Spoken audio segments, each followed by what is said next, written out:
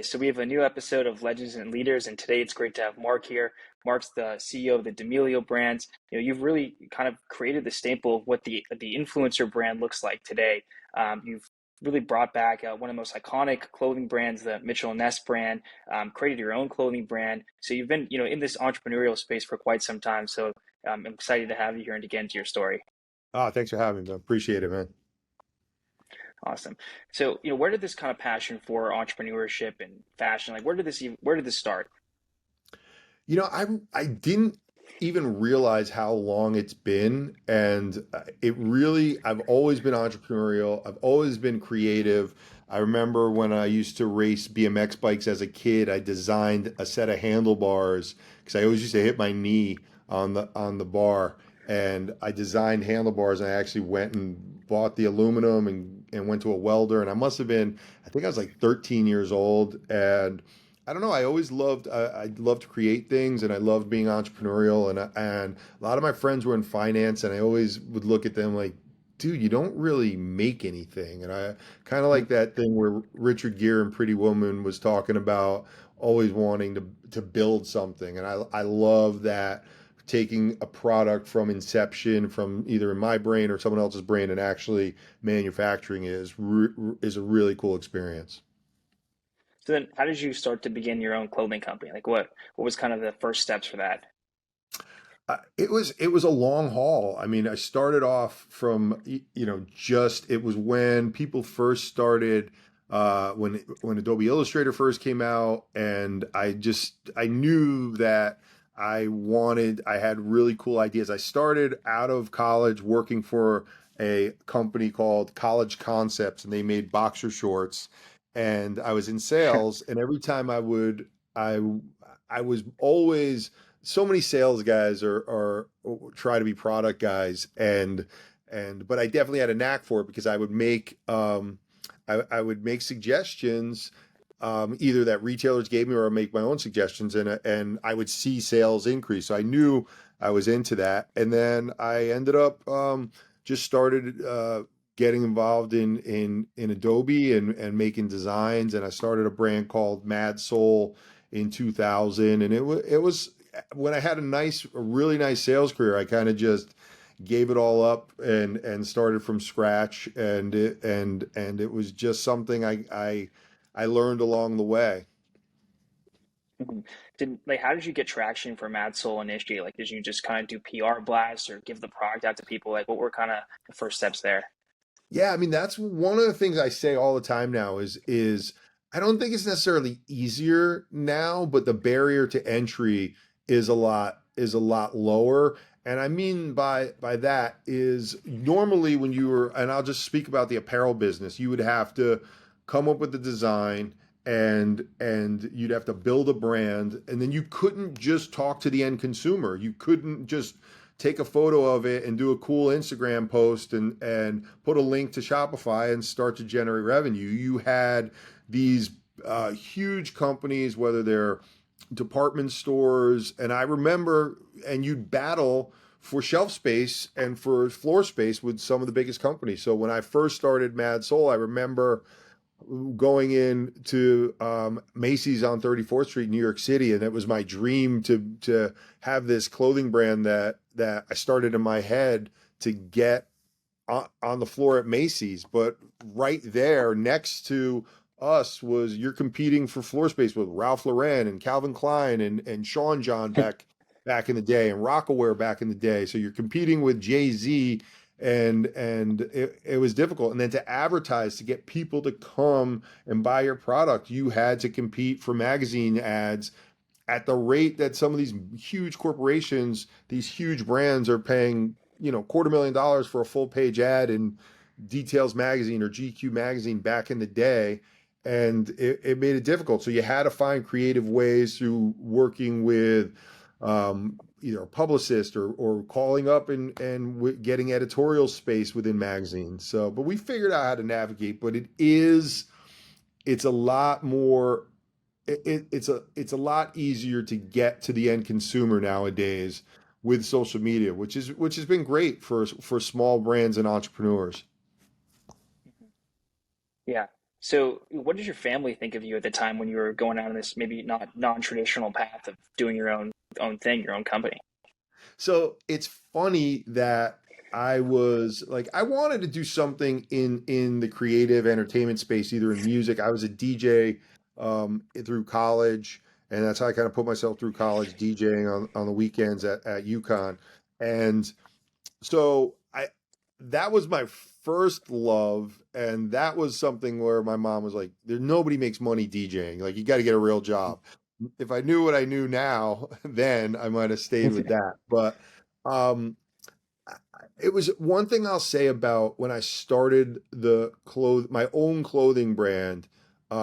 Heidi was incredibly supportive, and I think that I feel bad for people that have family around them that don't buy into their dreams and don't support them. And I took a lot of risk. I mean, I had a great job working in sales with different clothing brands, and I took a shot to start my own clothing brand, and but it was great. Like I always look back on my wife now, and I say one of the reasons, even though she wasn't in necessarily day to day in the decision making on the business, I would have never been as entrepreneurial if I had someone around me who wasn't as supportive as my wife was. And my mom, like I'm sure a lot of moms, you think whatever you do is great as long as you're doing something positive. So So, how did like the Drew Pearson acquisition happen? And like you kind of shifted roles, I think, at that time to becoming part of their company. How was that shift too? yeah, you did your homework, man. That's that's really good. Uh, so I had worked as an independent rep for Drew Pearson Marketing, and there was the president was a guy named Dave Brisky, and they did was hats. And I had this idea to start an apparel company, and we were making some traction, and we were going to trade shows, and they wanted to move just outside of headwear, and they wanted to get in the fashion space. They were a licensed obviously Drew was a Dallas Cowboy and had the NFL license and they had the baseball license, but they were dependent on the leagues and they wanted to own something that they could grow and not have to necessarily worry about paying a licensing fee. And I needed resources. I needed a warehouse. I needed customer service. I needed accounting, and they had all this infrastructure. So we joined in as a partnership together, and I did what I was good at, what was developing the product and selling it and working with retailers and building relationships.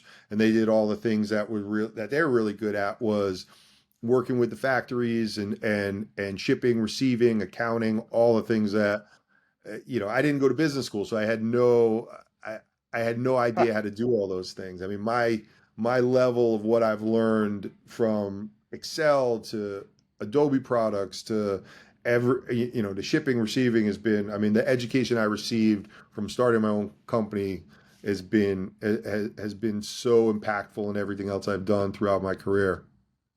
hmm So I think you got involved in Mitchell and Ness, right? And you're credited with really helping to turn around the brand. I think it went from like 6 million sales to 120 million sales. Like, what were some of the like strategies and tactics that you used to really transform it from this kind of difficult position?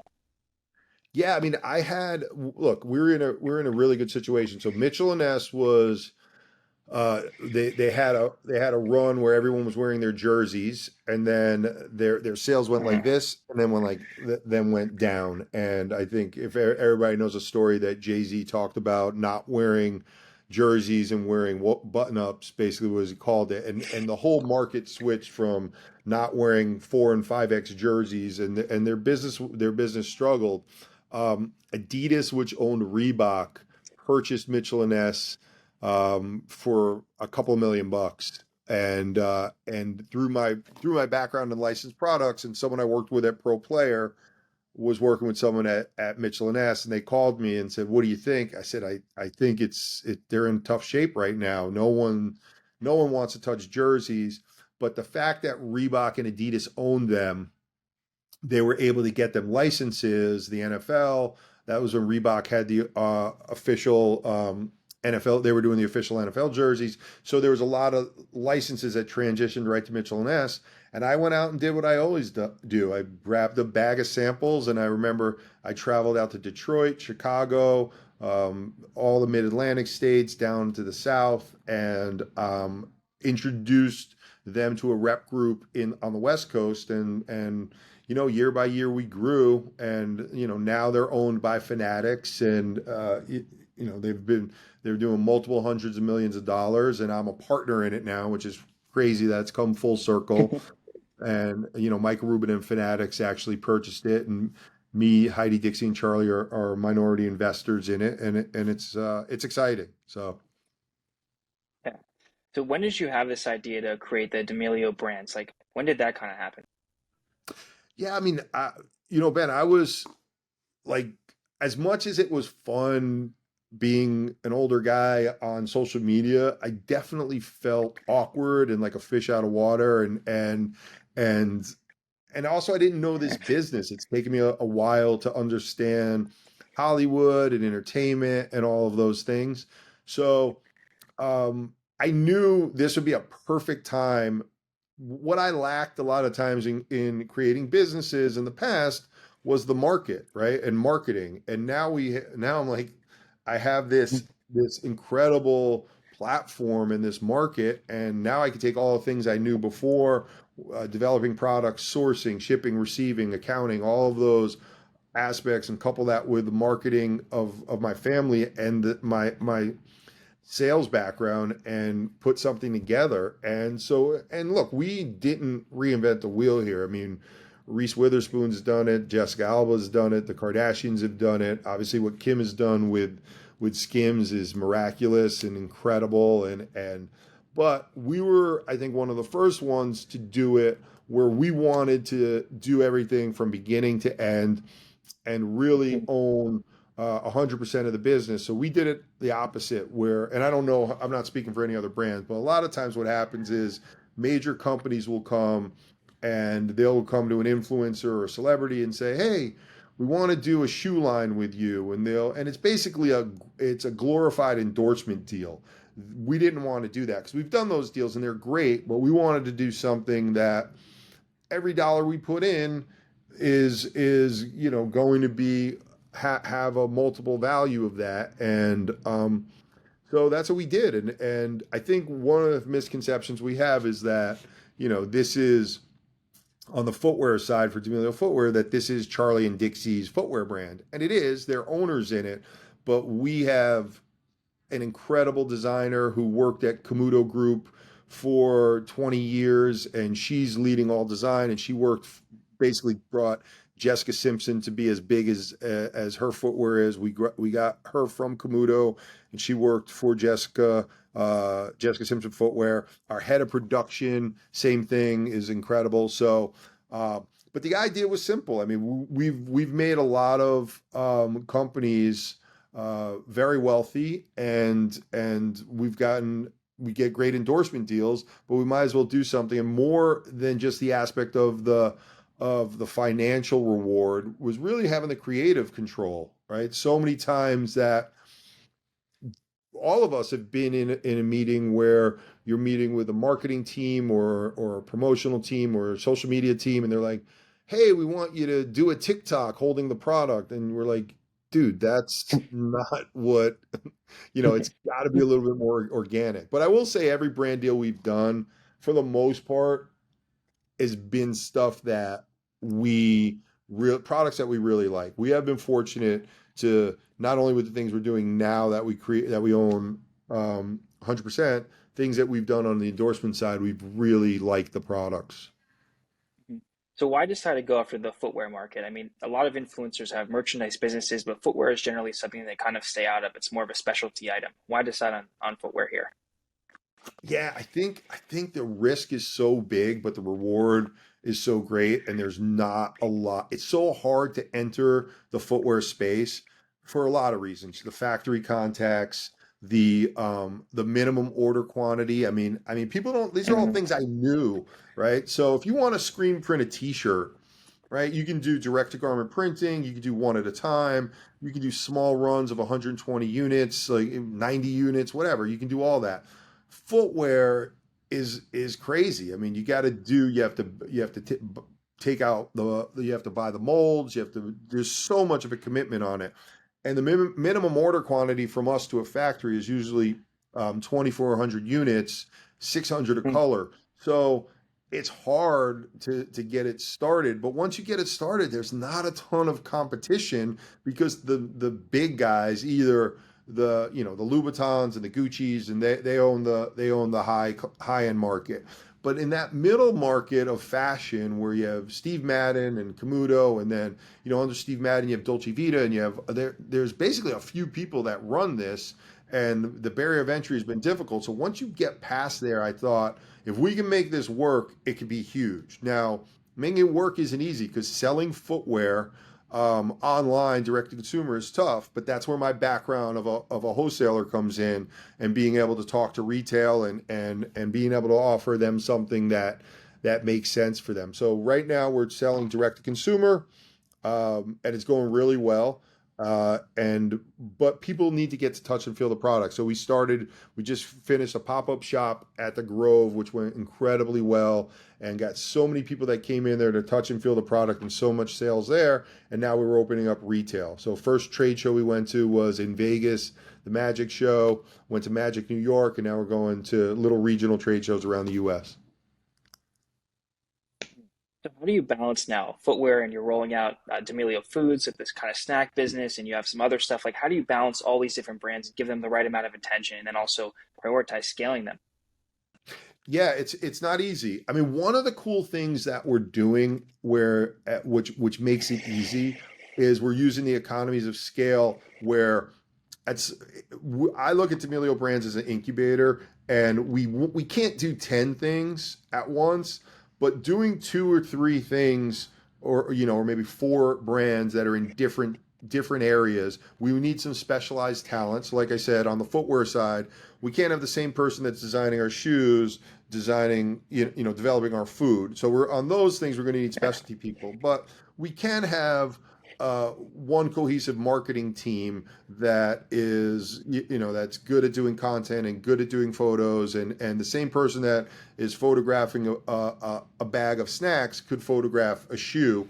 Accounting is the same thing. So, and the game plan is to combine resources on areas of the business that we think we could, like the ones I mentioned, accounting, etc. And then once something if footwear gets to be 20, 30, $40 million business, then we would hire a general manager, and we're looking at right now at specific positions. Like, I do think for food we need a marketing manager that has food experience. I think on footwear, if we're going to expand into footwear and accessories, I'd love to have a marketing manager that has that experience.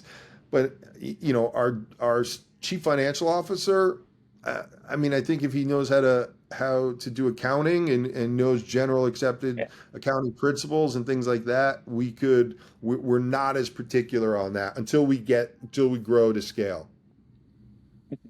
In terms of like the snack category, like are there some specific things you're trying to do different in the category that maybe only influencers can do? Like, are there things you're trying to think about to kind of reinvent it a bit? I think we look at products that I mean, same. What's been great about the footwear is, although we're a new brand, the quality is incredible, and I think Mhm. the food we're making for right now. When is this coming out? This podcast. Probably next couple of weeks. All right, so we'll be you got the scoop here first. We're making popcorn. I don't know Uh, if we said that yet, but it's already kind of leaked out there. So the cool thing about it is we did flavors and we did testing, and it's stuff that we really like. So, and that makes it so much easier to kind of pick what we're doing. I also on the food side, we're definitely talking. I want to bring my mom into the fold, and she's got a lot of really great Italian recipes, and so I want to do things. So the food space was someone just came to us and said, "Hey, we got this great company. It's a popcorn company. We think you guys should look at buying it." So we actually bought a company changed its name. Huh. On other things, I really want to do things that are more intimate to our family, like taking some of my mom's like my mom's making chicken cutlets, Italian chicken cutlets for Dixie and Charlie their entire lives, and they so how do we replicate that and bring my mom into the fold on some Italian dish? I love that idea. Heidi's from Louisiana, and her family has all these incredible Cajun recipes. So how do we bring things that the girls in our family has eaten our entire lives to our food company? Yeah, I think that's a great model.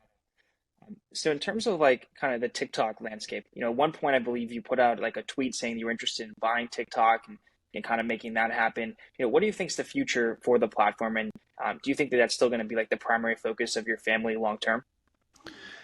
Yeah, I mean, look, I think everyone's seeing that the algorithm changes a lot. I mean, we were blessed early on because we were early adopters to TikTok that people gravitated to us, and because for whatever reason the algorithm picked us up. I have no idea why. I think look,